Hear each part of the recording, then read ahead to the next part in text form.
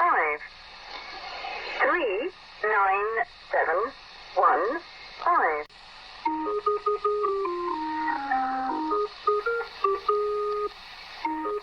Well, hello, friends, and welcome to this week's episode of Bigfoot for Breakfast. Yes, welcome. Home of the mysterious and the macabre, where we sit in the studio every week challenging conventional thought. I mean, we don't necessarily have to be sitting in the studio, right? We could be like doing badass things in the studio. Like we could be doing planks. We're doing sweet ninja moves.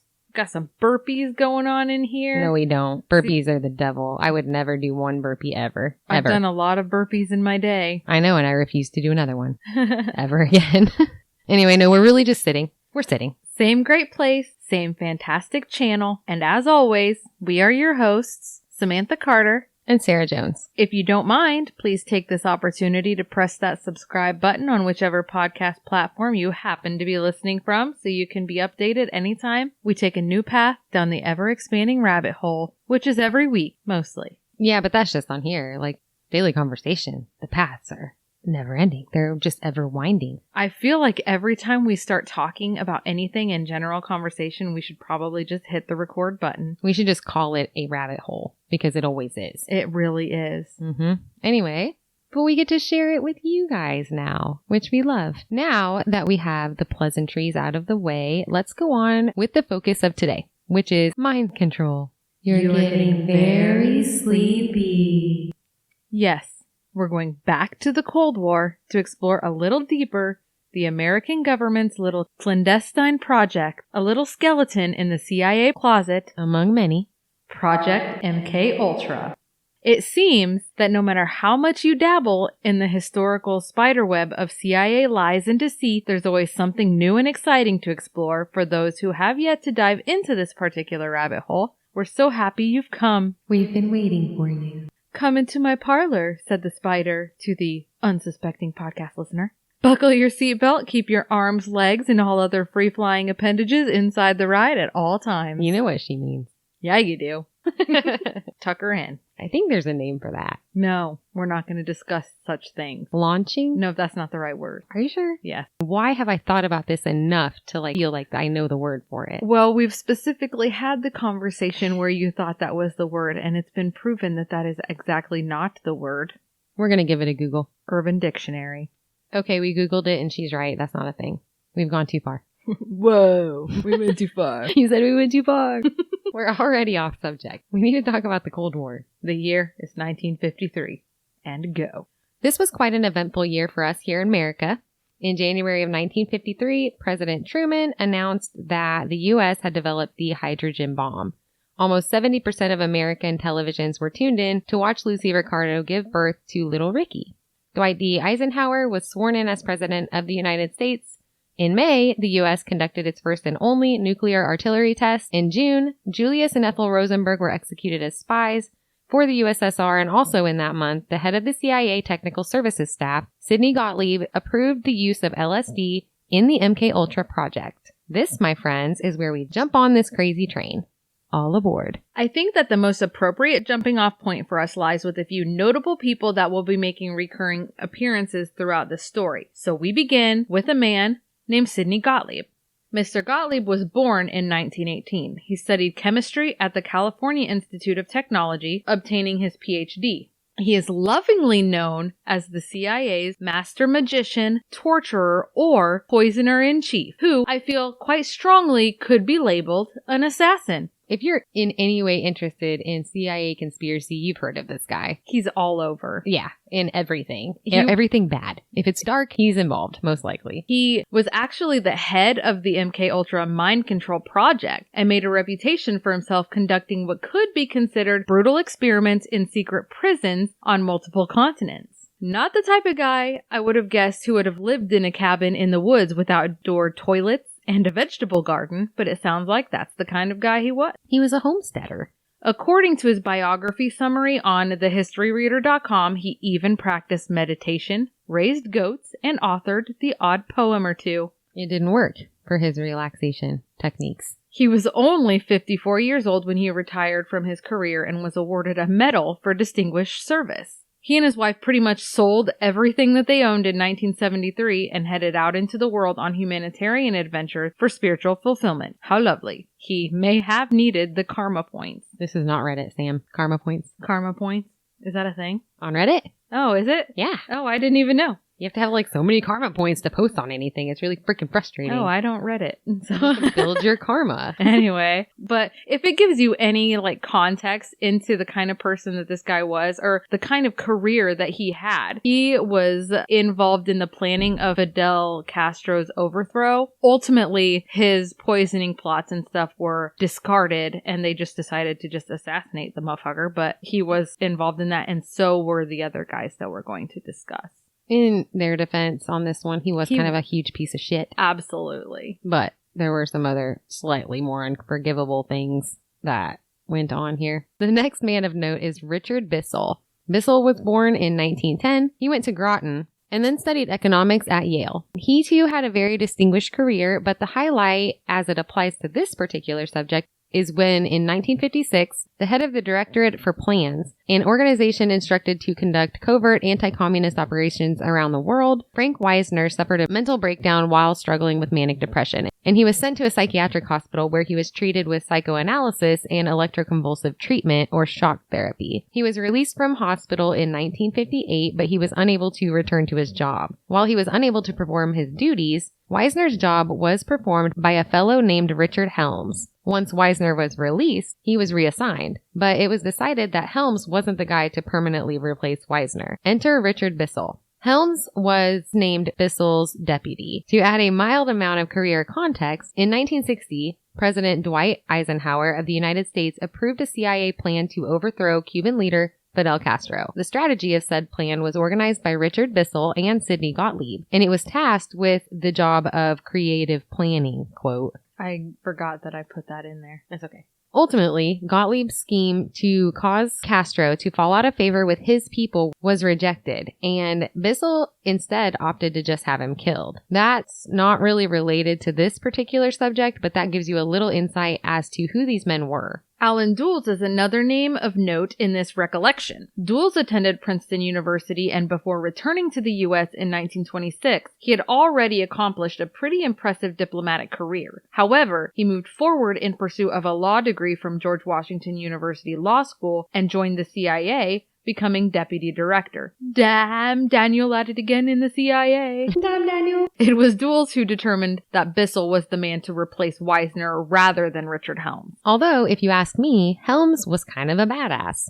He joined the Navy after the bombing of Pearl Harbor, and in 1943, he was transferred to the Office of Strategic Services, or the OSS, which was responsible for collecting and analyzing information about countries at war with the U.S., as well as organizing guerrilla fighting, sabotage, and espionage. Saboteur! Also in 1945, after Germany surrendered, Helms helped interview suspected Nazi war criminals until 1946, when he was put in charge of intelligence and counterintelligence activities in Germany, Austria, and Switzerland. Then, in 1947, he joined the Central Intelligence Agency, or the CIA. See? Badass. Kind of a badass. Agreed. So this is a really big rabbit hole, guys, and it was really hard to stay focused when reading all of the insanely interesting things that these men had their hands in. Not to mention the CIA in general. If you remember our episode on Project Stargate, which was also a CIA project during the Cold War, you know what I mean. If you haven't listened to that episode, I believe it was titled The Government.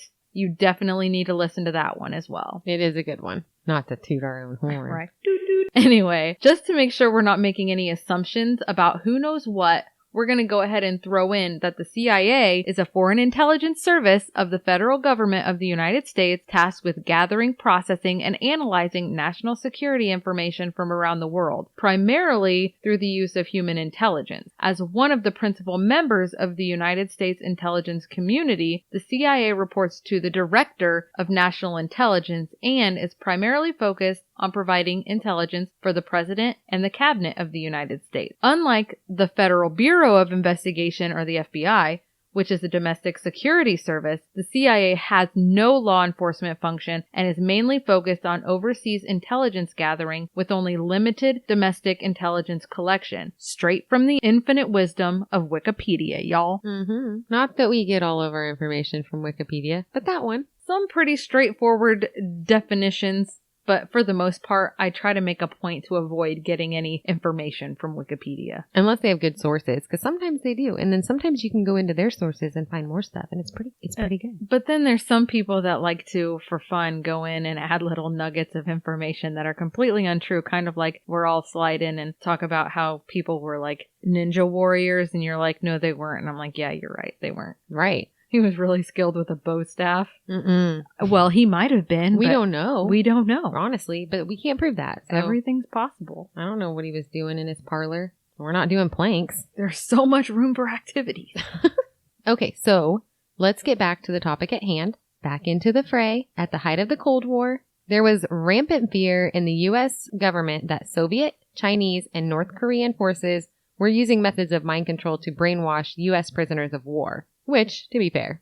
To combat or respond to these fears, in 1953, MK Ultra began with a proposal from the Assistant Deputy Director Richard Helms to the DCI outlining a special plan funding mechanisms for highly sensitive CIA research and development projects that studied the use of biological and chemical materials in altering human behavior. Didn't we talk in the Project Stargate episode about how there was kind of talk that somebody slipped the U.S. government information that the Soviets were using these things, and so our government started doing it, and maybe the other government wasn't doing it at all. Well, and then they let us do the work, and then they just took our research and started their own program. Yeah. Possibly. We don't know. Cannot confirm. Because we're dumb. We can't confirm. It's not because we're dumb. We has the dumb. Small dumb brain. Small dumb brain. Small dumb brain. Is that what you hear a lot? Because my kid says big brain to me a lot. The director of the CIA, Alan Dulles, approved Project MK Ultra, a covert operation which would be tasked with the development of techniques using drugs and other psychological manipulators to control behavior. In this program, there had been more than 150 human experiments involving psychedelic drugs, paralytics, and the use of electroshock therapy. Keep in mind that only some of these test subjects for this program even knew that they were participating in a study. Some of these subjects had no idea that they were being dosed with hallucinogens. Which brings us to our next recurring name, lysergic acid diethylamide.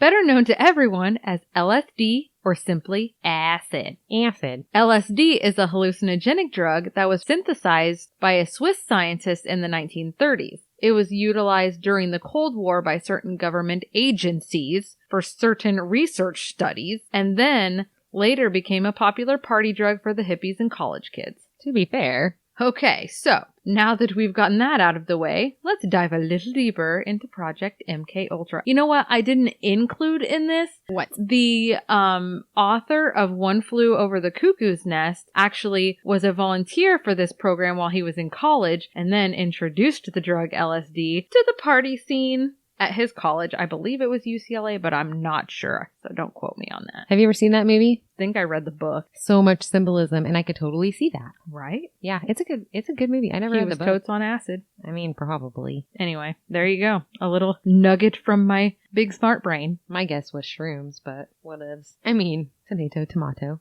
According to the transcripts for a hearing before a Senate committee, what is our deal with Senate committees and subcommittees? There's so much information in those. You know, actually, I had a really hard time staying focused while reading this because one of the members of the Senate that was present for this hearing was Ted Kennedy. Oh, so there's a whole other rabbit hole. Right? See? One leads to the other. They're all connected. There are upcoming episodes regarding the Kennedys here shortly. We have plans. We do have plans. We got Ted. We got Jackie. We got John.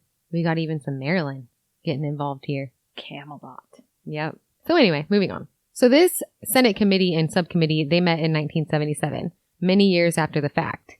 What documentation there was left regarding the project was reviewed. It sounds like what was known about the CIA involvement with behavioral drugs could be found in a report on Project MK Ultra, which had been prepared by the Inspector General's office in 1963. So that's, 14 years after the fact. And based on that report's recommendations, secretly testing drugs on U.S. citizens without their knowledge was subsequently discontinued. Well, I'll be damned. In 1973, records of those activities were destroyed by the order of acting CIA Director Richard Helms, because that's not totally par for the course. You badass, you. And ironically, not a single person could be found who remembered the details of those documents, probably because they were on drugs. We don't know. We don't remember. And then you remember the year, if you're looking at this, the year that Gottlieb retired and, sold all of his stuff and disappeared to travel the world with his wife. He had a really fuzzy memory and was unable to recall most of the details of his entire, career with the CIA. And at the time of this 1977 hearing, he hadn't even been interviewed or interrogated yet. No, because they don't do that.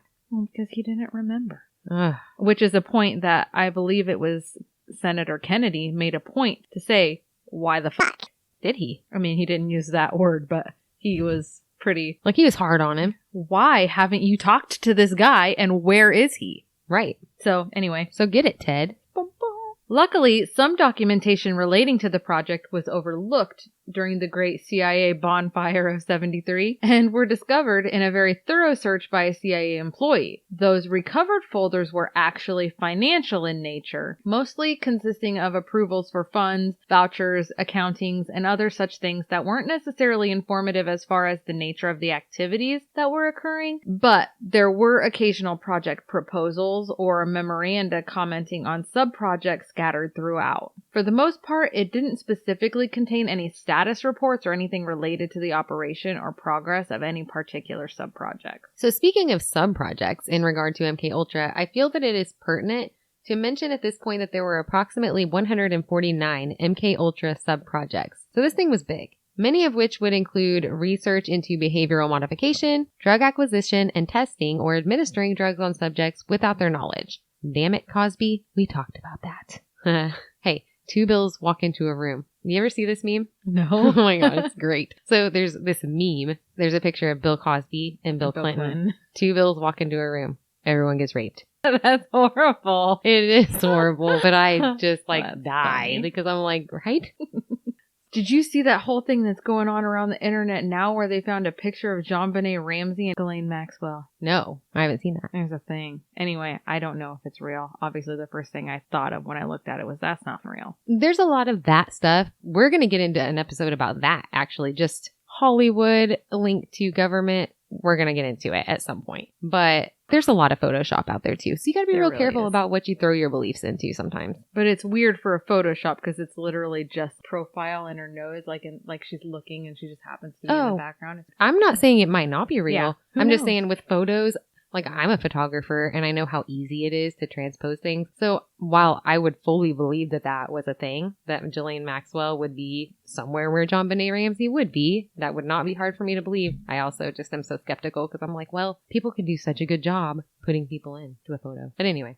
And not every conspiracy theorist is out there preferring to debunk the horrible things. We're huge conspiracy theorists, but we try really hard to put our faith in pretty supported conspiracies. Well, as far as the way that the term conspiracy theorist was coined as a deterrent from listening to anything that we're saying, I don't really necessarily like to consider myself a conspiracy theorist as so much as like a seeker of truth. It's like you said, I don't mind the term conspiracy theorist. The term was thrown out there just... It was coined by the CIA to make people you look think crazy. that we were being crazy. So that anybody who is questioning things would just automatically look like, oh, they're nuts. Like the guy from Independence Day that flies the plane. Yeah. We all look like that. Anywho.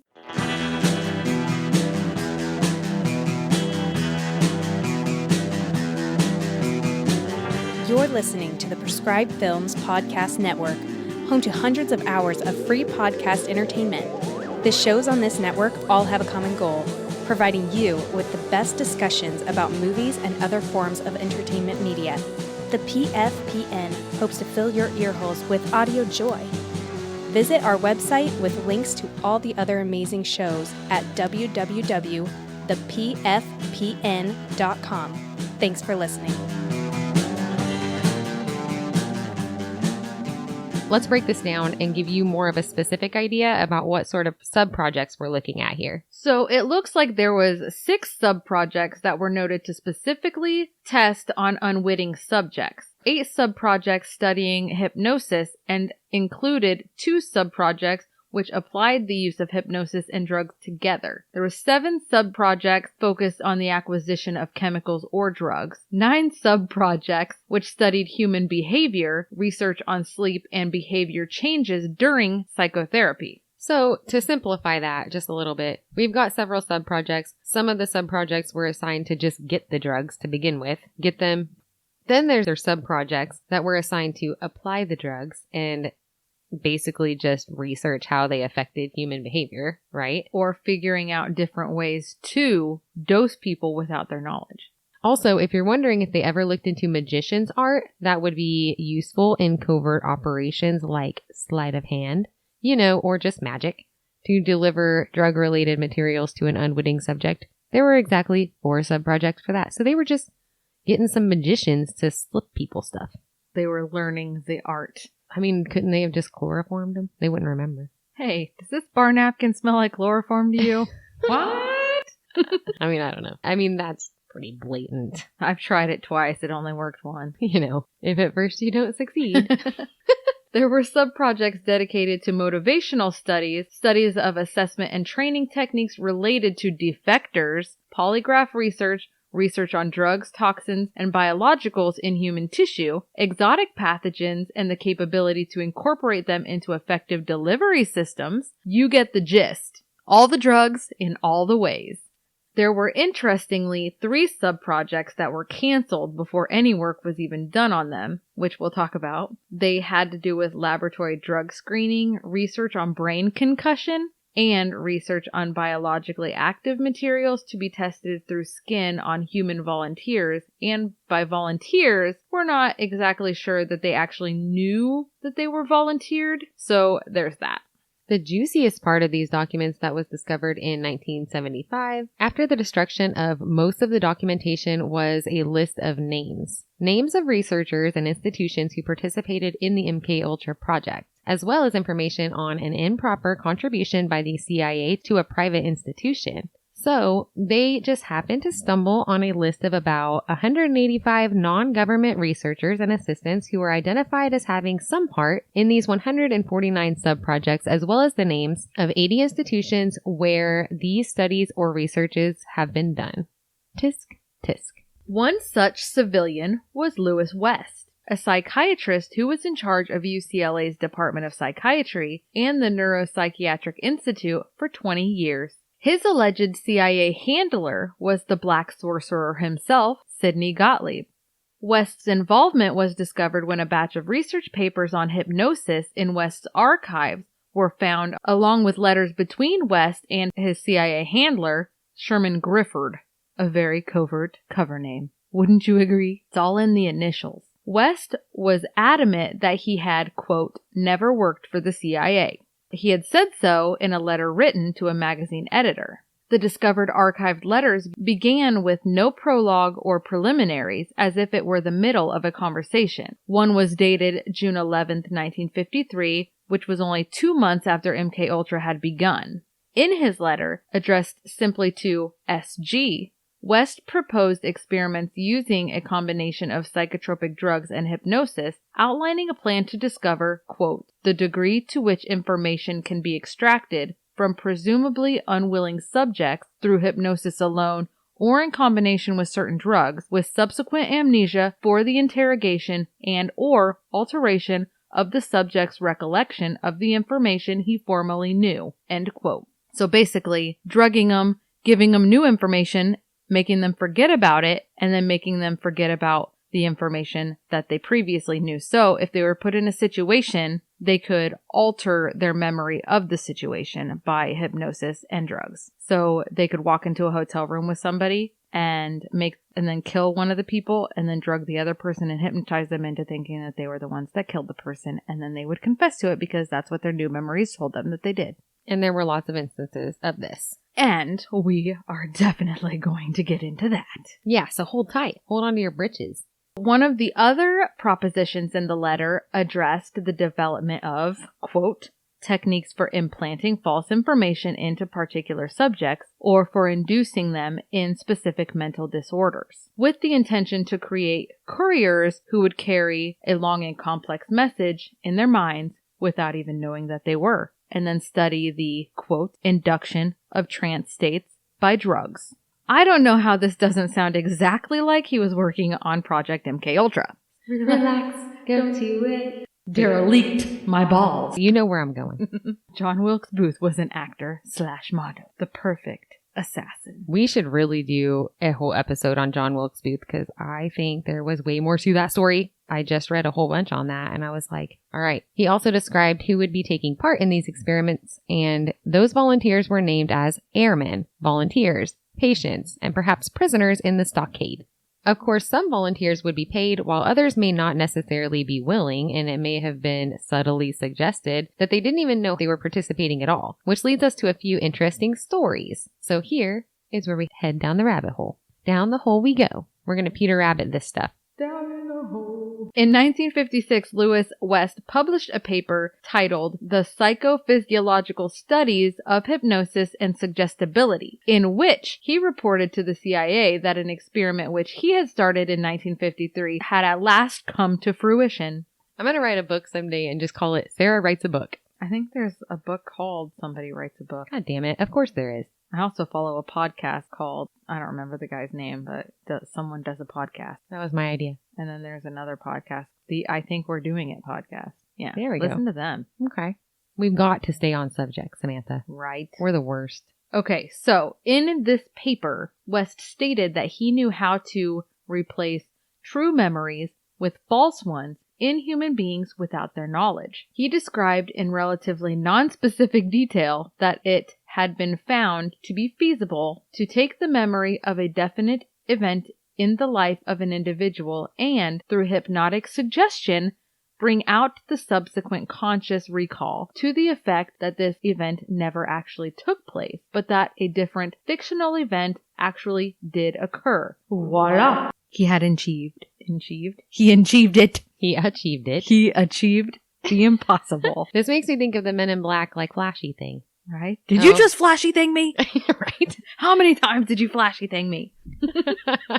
I think that's to erase memory, though, right? And he's talking about replacing new false memories with actual memories, correct? Well, replacing actual memories with false memories. Okay, so he's just manipulating the Yes. event in their mind, Yeah. not erasing the event, not Well, creating he's- an amnesia. He's erasing what really happened and replacing it with what they want them to think happened. That's Yeah. flashy thing, because after they flashy thing people, Yeah. they give them new. It was a gas pocket explosion. Some of these movies take little things, and it seems sci-fi, but it's based on real shit. It's called soft disclosure. Soft disclosure. I wasn't going to say it because it makes you sound really conspiracy theorist well, when you say soft you know what? disclosure, but that's what it is. I'll wear the t-shirt, soft disclosure. And the tinfoil hat You know it. we have before. My Where We Go One, We Go All hat is not made of tinfoil, but it Yeah. might as well be. She is legit wearing a sweet QAnon hat that I just questioned her about. Like, it says WWG1WGA. And anybody that's super cool will know exactly what that is. If you don't know what that is,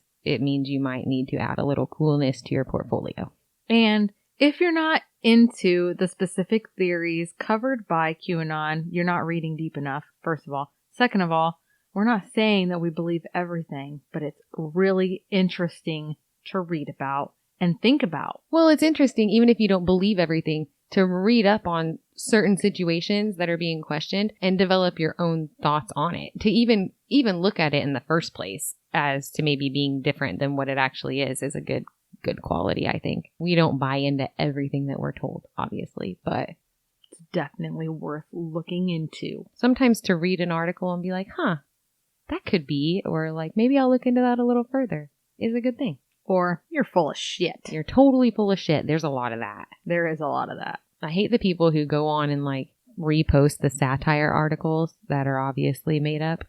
Sometimes I repost satire articles just because they're so freaking hilarious. Mm-hmm. But people will believe it. Anyway, coincidentally, that year at Lackland Air Force Base in San Antonio, Texas, where West had been working as Chief of Psychiatry Services, an airman named Jimmy Shaver was accused of the murder of a 3-year-old Cher Jo Horton, who lived near the base and had gone missing after her parents had left her and her brother in the car in a parking lot outside of a bar while they went in for a drink.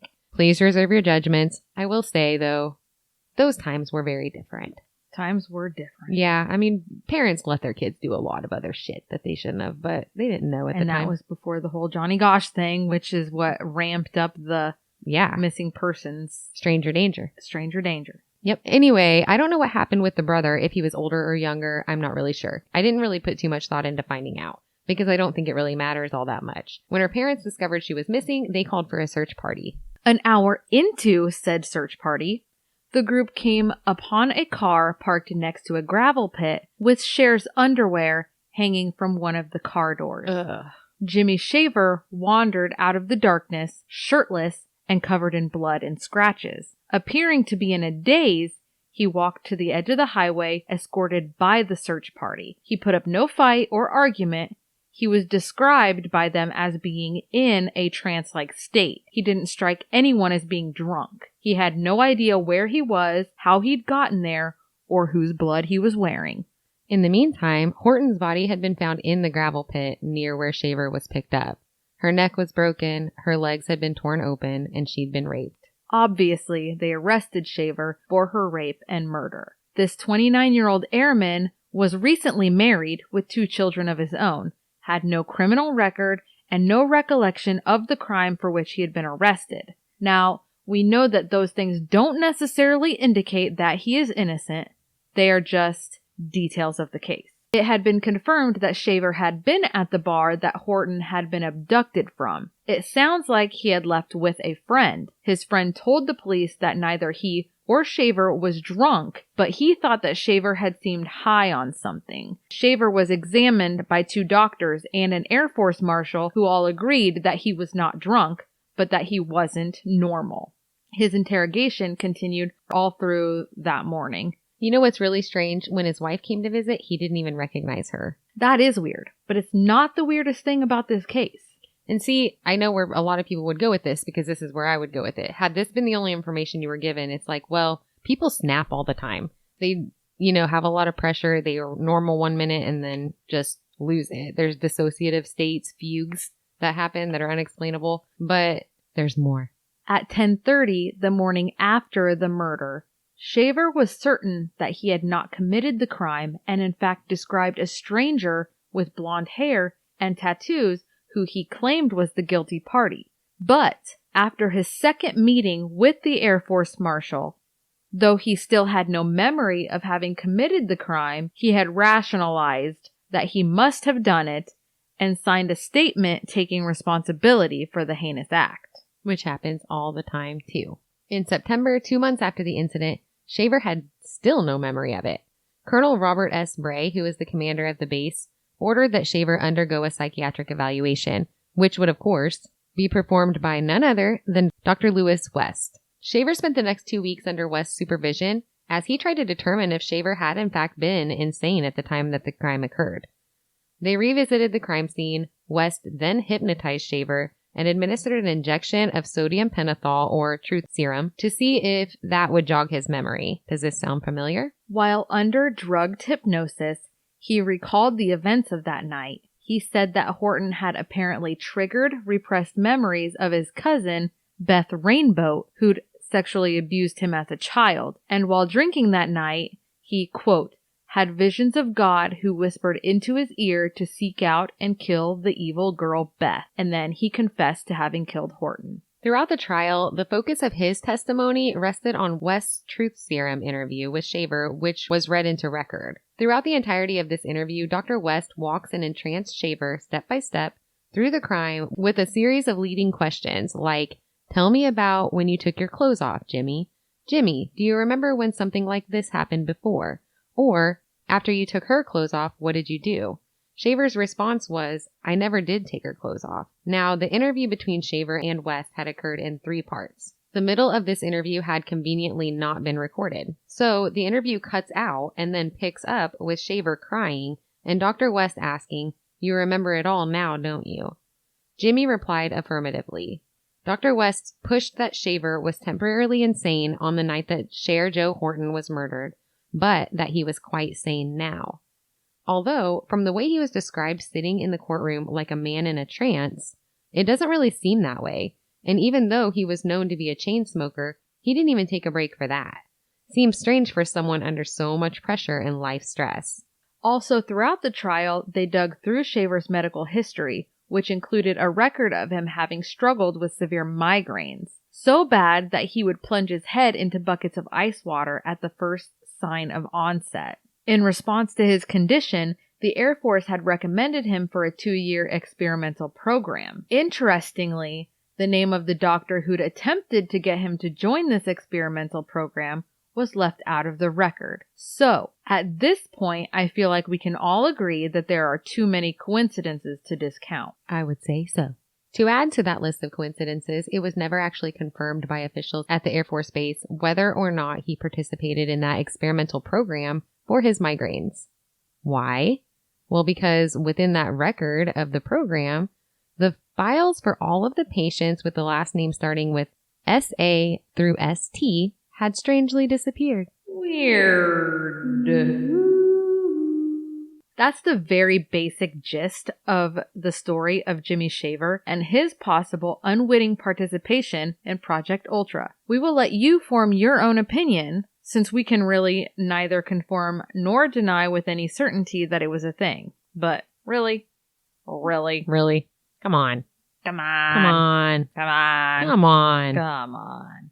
So let's slide right into another specific case by introducing you to the story of a man named Frank Olson. I kind of had to tiptoe through it because I didn't want to go too strongly into Wormwood because that's its own episode. It's honestly, we can talk about this for 5 episodes. Yeah. It's awesome. It's not awesome. It's horrible. But yeah. Frank Olson, this is an interesting story. So Mr. Olson was a bacteriologist and biological warfare scientist who worked for the CIA. He had been involved with biowarfare projects during the Korean War. And in 1943, when Frank Olson started working at Camp Detrick, secret chemical and biological warfare experiments were a major focus of the U.S. government after the discovery that Japan had a similar program. When the war ended, the CIA financed experiments on its Special Operations Division, which produced poisons and germ strains with the intentions of using said mediums during interrogations or for assassinations. So, here we are, back at the beginning. Olson specialized in developing bacteria for use in aerosol delivery systems. His colleagues devised poisonous paper, fountain pens, and lipstick. This is sounding a lot like the same sort of things we discussed when I was introducing you to Cindy Gottlieb, doesn't it? Yes, it does. We'll just answer our own questions. Yep. It's not that rhetorical. So, Frank Olson had been having a bit of a struggle with the morality of his work. He had expressed these concerns to his wife. He had also expressed them to some of his colleagues. It has been assumed that because of the timing of his moral concern, that they may have had something to do with the decision to begin the testing of certain bacterial strains on human beings. San Francisco became the guinea pig city for the testing of a specific bacteria. The bacteria was released and subsequently several people began experiencing flu-like symptoms and converged on Bay Area hospitals. It sounds like there were quite a few deaths that later had been attributed to that test and resulted in a lawsuit against the government. But of course, there was a lack of direct evidence linking the test to the sickness, so the case never amounted to anything. After this, the mind control projects became all the rage. Stop trying to make fetch happen. It's never gonna happen. You can't sit with us. Why are you dosing people with drugs without their knowledge? You can't just ask people why they're dosing people without their knowledge. Sometime around 2:30 a.m. on November 28th of 1953, Frank Olson jumped or fell from his room on the 13th floor of the Statler Hotel in New York City, plummeting to his untimely death. It's so convenient that he was having these moral problems with what they were doing and then he died. I mean, that never happens in government. Right? Let's backtrack a little bit. According to FrankOlsonProject.com, the week before his death, Frank was reportedly in a depressed mood after coming home from a mountain retreat with his Camp Detrick colleagues. He had told his wife that something bad had happened at the meeting, but all he would tell her was that he had made a terrible mistake. On Monday morning, before he left for work, he was expressing his plans to resign.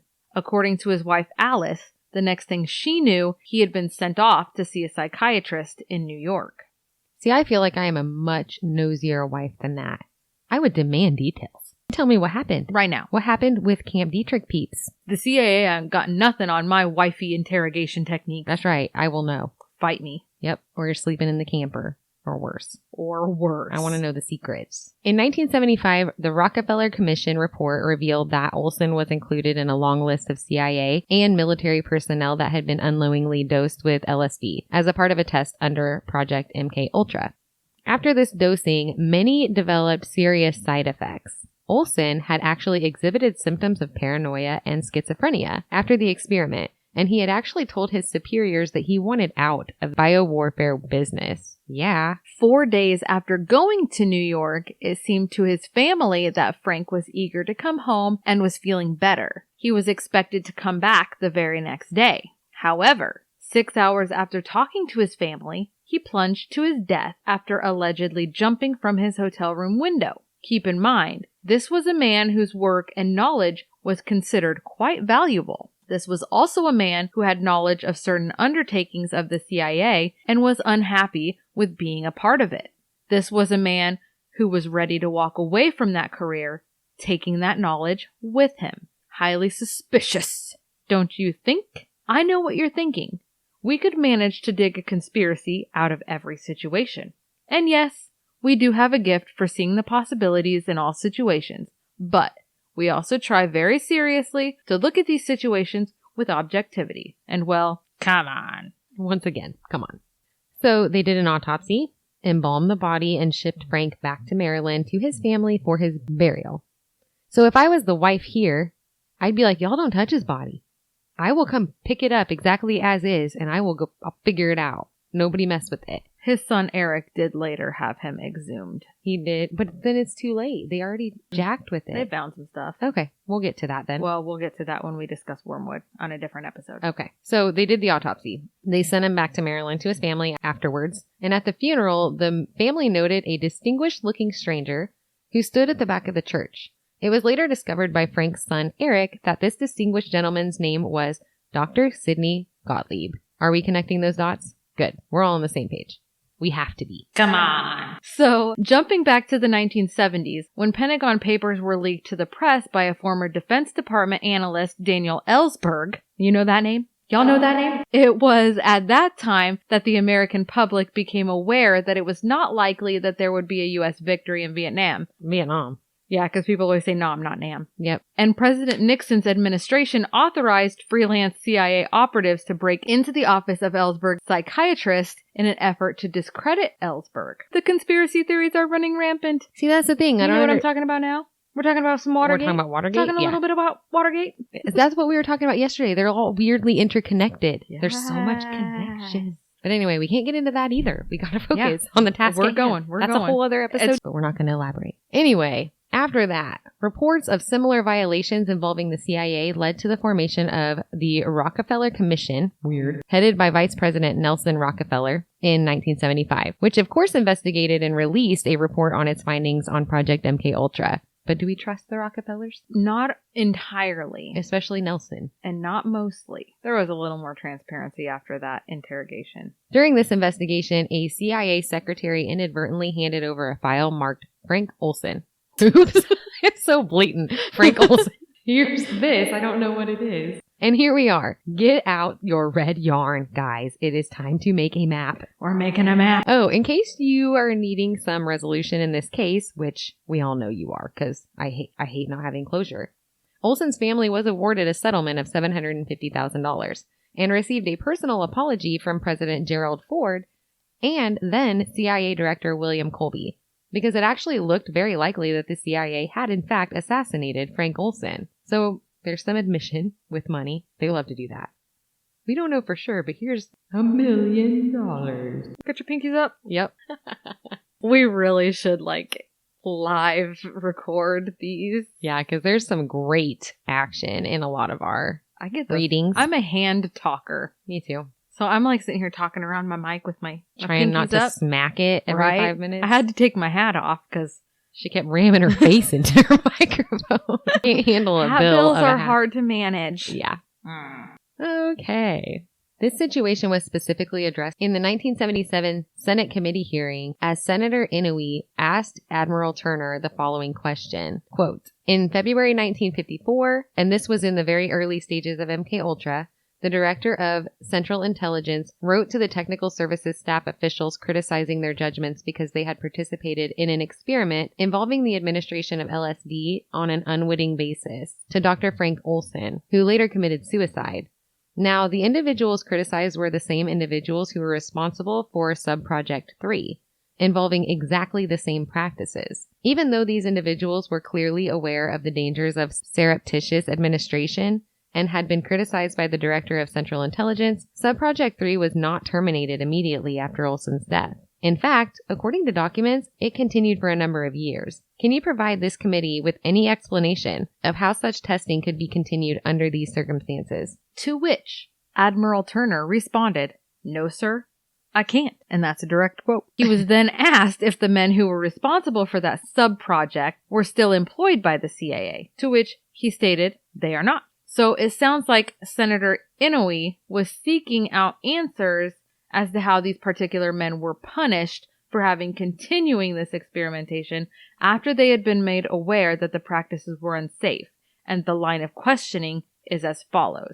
Senator Inouye first asked, quote, what would you do if you criticized officials of the technical services staff and they continued to carry on experimentation for a number of years?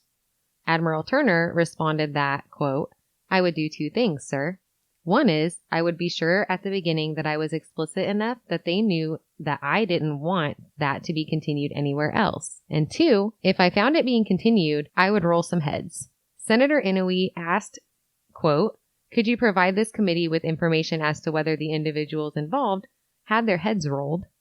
Admiral Turner responded, quote, I don't believe there is any evidence that they did, but I'll double check that. Keep in mind again, that this hearing took place between 15 and 20 years after this project. MKUltra's sub-project Operation Midnight Climax dun, dun, dun, involved government-employed prostitutes alluring unsuspecting men to CIA safe houses, mostly in San Francisco, Marin County, California, and New York City, where they would become the subjects of drug experiments by the CIA.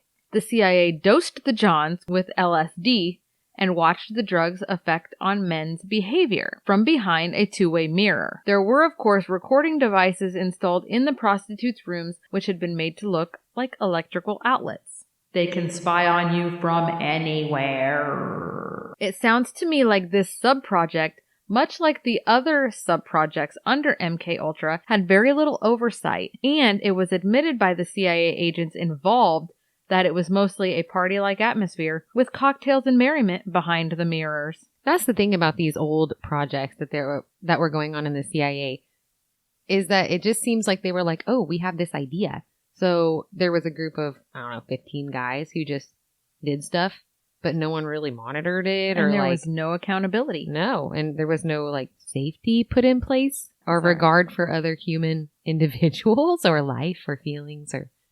And weirdly, they just didn't remember what happened. And yeah. And that was fine, apparently. It just seemed really careless. And it was. So anyway, according to an article on History.com, an agent named George White had written a letter to Sidney Gottlieb in 1971, which said, quote, of course, I was a very minor missionary, actually a heretic, but I toiled wholeheartedly in the vineyards because it was fun, fun, fun. Where else could a red-blooded American boy lie, kill, cheat, steal, deceive, rape, pillage with the sanction and blessing of the All-Highest? Definitely sounds like a party to me. Direct quote, guys. That's still going on too. True story. So, as if the use of drugs on military and CIA personnel isn't tragic and scary and disturbing enough, that's not where the dirty reach of the Project MKUltra ends, guys. It was revealed in 1977 by those financial records that had been uncovered that one institute which had been recorded on the receiving end of those finances was Harvard University. Yes, folks, college students. Surprise, surprise. And obviously, we discussed earlier that UCLA was obviously another one of those. Wasn't you at UCLA involved in Project Stargate? No, it was Berkeley. Yeah. Also in the 1977 Senate committee hearing, the following question was posed from Senator Schweiker to Admiral Turner.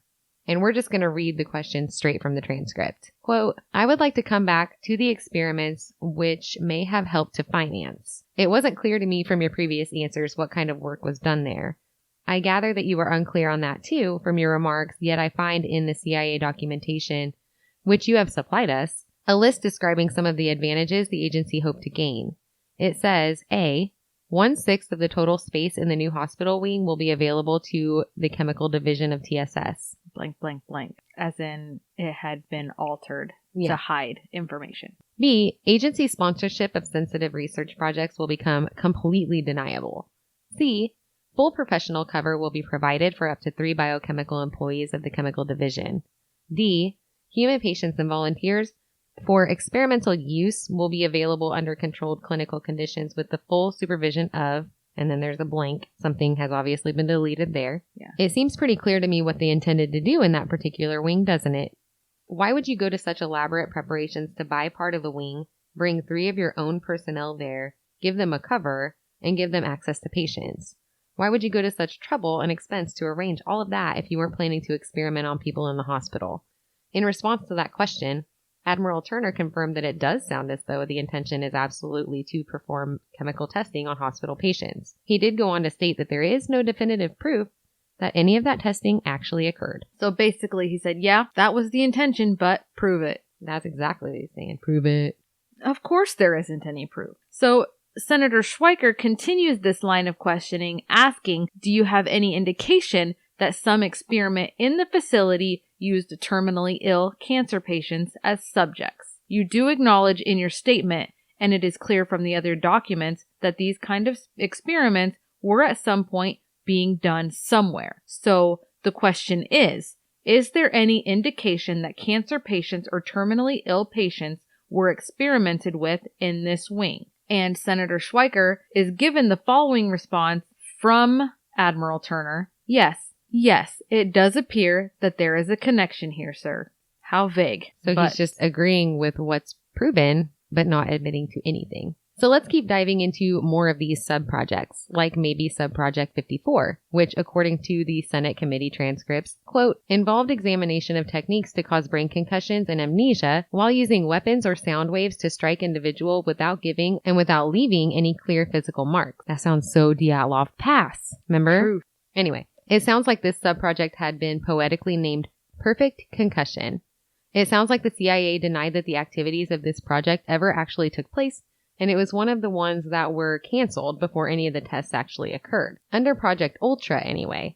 But in the Dyatlov Pass episode, if you guys listen to that, I hate to give it all away, but there were strange injuries on these hikers, and that was one of the theories, that the CIA had used these weapons that they were testing using sound waves, and that's why the people didn't really have any external injuries, or they had odd ones, but had extensive internal damage, which makes total sense. From the sounds of it, reading the transcripts, these specific activities did occur and were funded by the U.S. Navy, not the CIA. So there's that. Technicalities. On January 8th, 1953, a man named Harold Blauer died while acting as a test subject under the New York State Psychiatric Institute under a contract with the U.S. Army Chemical Corps. The cause of death was circulatory collapse and heart failure, which occurred after receiving an intravenous injection of a synthetic mescaline derivative. According to the U.S. Army Inspector General's report on the events and circumstances of Mr. Blauer's death, his death was directly caused by the administration of the synthetic mescaline derivative. Other test subjects included volunteer prisoners, who, after taking a brief physical examination and signing a general consent form, were administered hallucinogenic drugs. For participation in the program, the addicts were awarded the drug of their addiction. Isn't that sweet? Enter notorious crime boss James Whitey Bulger, who terrorized Boston with the crimes of murder, extortion, and drug trafficking from the 70s through the 90s. While serving a stretch in prison in the late 50s, the CIA dosed Bulger with LSD more than 50 times, using him as a test subject in the search for mind-control drugs. After this trial, while he was in prison, Bulger engaged in communication via letter writing with one of the jurors who had convicted him. In his communications with this juror, Bulger revealed that since taking part in the LSD experiments at a federal prison in Atlanta, he had been plagued by terrible and gruesome nightmares, hallucinations. He said that because of this, he was unable to sleep for more than a few hours at a time. Sleep was full of violent nightmares since 1957, and it was still that way, he said. In another letter, he discussed time that he had spent in prison on Alcatraz Island. On the rock, at times, felt I was sure going insane. Auditory and visual hallucinations and violent nightmares. I still have them. Always slept with the lights on. It helps when I wake up about every hour from the nightmares. The mobster also recalled the supervising physician, the late Carl Pfeiffer of Emory University, and the technicians who would monitor his response to the LSD, asking him questions such as, would you ever kill anyone? Etc., etc. It doesn't sound as though Bulger had any murderous inclinations before the drug administration. However, you can make your own judgments as he was already in prison at the time of the experiments, but basically the reason he was having these letters and communicating with this juror was because after they had submitted the guilty verdict, she found out that he had actually been a part of the MKUltra project and then kind of honestly felt guilty about convicting him. So she reached out to him? Yes, because she had more questions. Yeah, she's like, that makes sense. I want to know this. Granted, once the verdict had been handed in, it doesn't sound like there was ever any appeal or anything. Bulger, he had spent 16 years outrunning and hiding from several law enforcement agencies with his name on the 10 most wanted list before he was actually captured in 2011. After his trial, he was sentenced to 2 life terms plus 5 years by a federal judge. However, his life behind bars ended at age 89 when he was beaten to death by fellow inmates in his wheelchair. I wonder why they would do such a thing. He had a pretty notorious reputation. It's hard to say.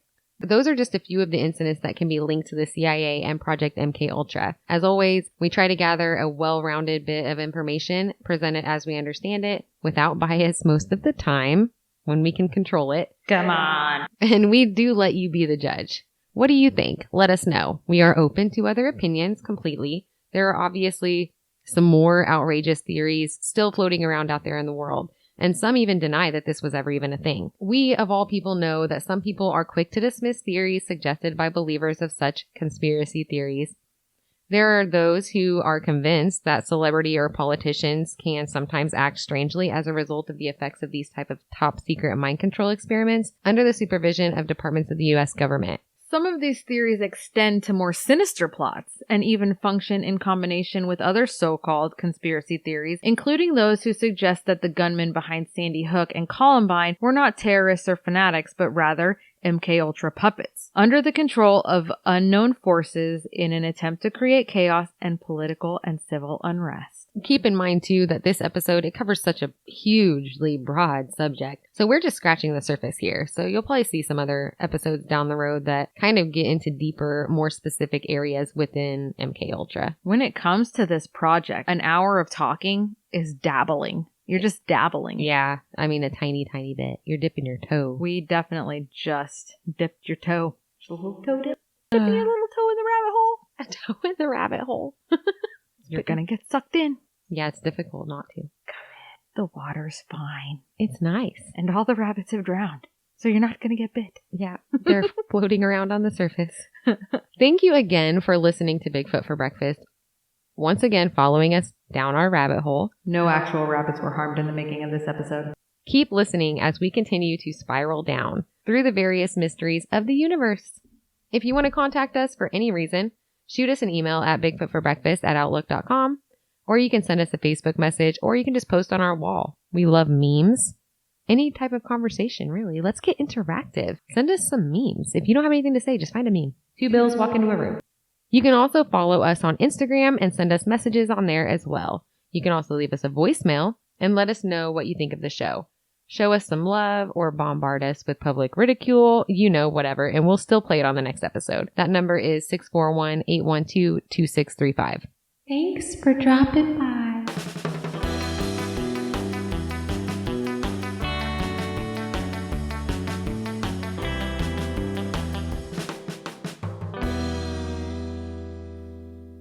Come at me, bro.